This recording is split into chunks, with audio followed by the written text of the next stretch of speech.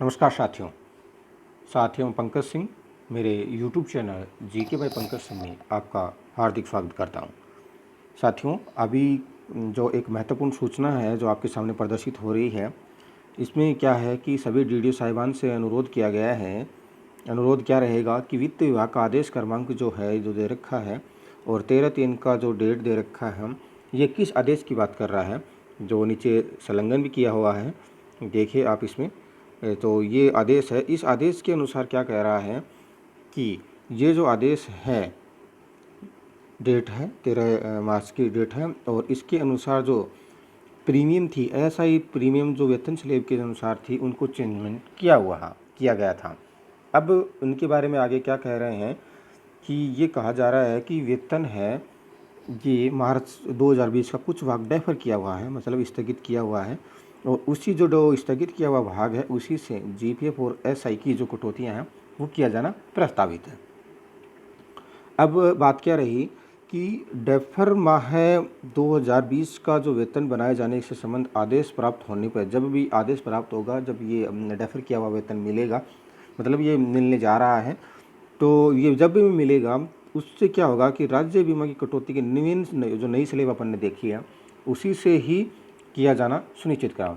जो एसआई की जो कटौतियाँ होंगी वो उसी डेफर भाग से होंगी। जीपीएफ और एसआई की दोनों की कटौतियाँ अभी उसमें नहीं हुई थी, तो जो अभी वेतन जो बचा हुआ मिलेगा उसी से ही जीपीएफ और एसआई की कटौती होंगी।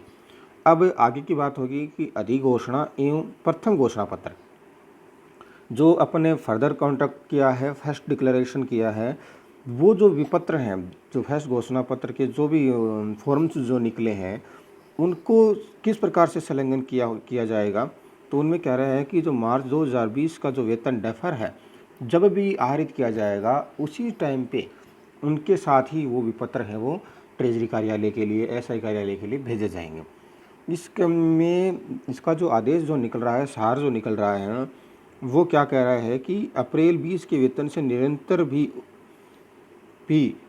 उपरोक्त आदेशानुसार कटौती की जानी है। आदेश की कटौती करने का मतलब ये है कि जो एसआई कटौती जो भी बढ़ी है वो अप्रैल वेतन से ही अपने को कटौती करनी है। सिर्फ बात इतनी रहेगी कि जो विपत्र हैं, फर्स्ट डिक्लेरेशन का हो, फादर का हो, वो जब भी अप्रैल मई जून में जब भी वेतन स्थगित किया हुआ जो मिलेगा उसी के साथ ही संलग्न करके कार्यालय को भिजवानी है। और अगर इसमें किसी प्रकार का कुछ चेंजमेंट होगा तो अपने को आदेश प्राप्त हो जाएगा, तो उस हिसाब से अपन कर लेंगे। अतः है वेतन जो है अप्रैल 20 में राज्य बीमा कटौती के नवीन स्लेब के अनुसार करवाया जाना सुनिश्चित करावें। तो ये अपने को नई स्लेब के अनुसार ही कटौती है वो की जानी है। अभी बात ये रहेगी कि अप्रैल वेतन के साथ में अपने को एसआई से संबंधित किसी भी प्रकार का कोई भी दस्तावेज है जो फर्दर का हो चाहे फर्स्ट डिक्लेरेशन का हो, ये दोनों विपत्र हैं वो ट्रेजरी कार्यालय को नहीं भेजे जाने हैं।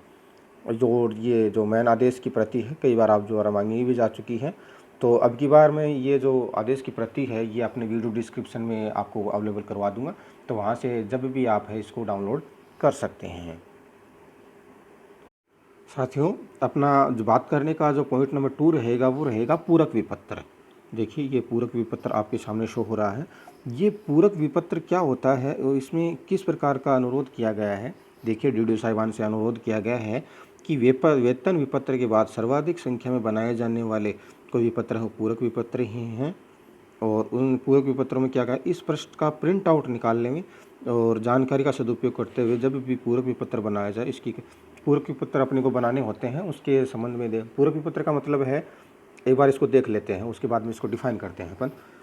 ये क्या कह रहा है कि किसी भी माह विशेष के मध्य विशेष का वेतन कुछ कार्मिकों का आहरित कर लिया जाता है और वह विपत्र मूल विपत्र होता है। तत्पश्चात उसी माह के उसी मध्य के शेष कार्मिक जिनका वेतन मूल विपत्र में आहरित नहीं किया गया है हो, वह जितने भी विपत्रों के माध्यम से आहरित किए जाने हैं वे सभी विपत्र पूरक विपत्र की श्रेणी में आते हैं। बात यह है कि जो मार्च का जो कुछ वेतन अपन ने आहरित कर लिया है और बाकी का जब भी वेतन आहरित करेंगे अपन, तो वो पूरक विपत्र उस टाइम पे आपको काम आएगा। जो डेफर जो वेतन अपन जो कुछ टाइम पहले बात कर रहे थे, तो उसके संबंध में अपने को वे काम आएगा। अब क्या कह रहा है कि पूरक विपत्र है कैसे तैयार किया जाता है, क्या दस्तावेज या प्रमाण संलग्न किया जाता है। तो ये देखिए इसमें मेन पॉइंट ये दोनों चीज़ें हैं कि भाई कैसे तैयार किया जाता है और किसके दस्तावेज इसके साथ में क्या क्या संलग्न किए जाने हैं, तो इसके बारे में अपन बात करते हैं। देखिए तो प्रमाण पत्र है जो लगाया गया है, इसमें देखिए कि अंकित किए जाने हैं, जो भी प्रमाण पत्र अंकित किए जाने की जो बात हुई है, इसमें क्या कह रहा है कि ये इस प्रकार का ये डायलॉग बुक्स है, प्रमाणित किया जाता है कि यह भी पत्र, यहाँ बिल नंबर आ जाएगा अपना, यहाँ दिनांक आ जाएगी, टीवी नंबर आ जाएगा और यहाँ भी डेट आ जाएगी, टीवी नंबर की डेट आएगी यहाँ का। ये पूरक विपत्र है ये जो बनाया जा रहा है, इसमें जीव खंड AR 186 के नियम की पालना कर ली गई है। देरी से विपत्र बनाने का कारण क्या लिखना है कि स्थगित किया हुआ वेतन, अपने को सिर्फ यही लिखना है इसमें, और तो कुछ रहेगा नहीं अपना।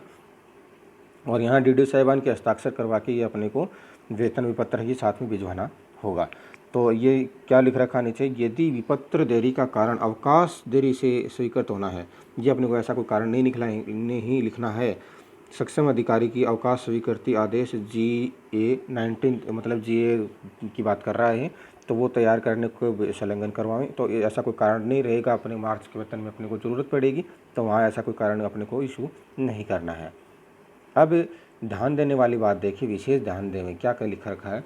पहला है GPF कार्मिकों के लिए है और NPS कार्मिकों के लिए आगे बात करेंगे अपन, कि जिन कार्मिकों का माह जुलाई 19 से फरवरी 20 तक का कोई भी वेतन बकाया है तथा उस वेतन में महंगाई भत्ता 17% पूरक विपत्र तैयार करते समय यदि क्लेम किया जाता है तो महंगाई भत्ते की 5% बढ़ोतरी बढ़ी हुई राशि वित्त विभाग के आदेशानुसार JPF में जमा कराया जाना सुनिश्चित कराएं।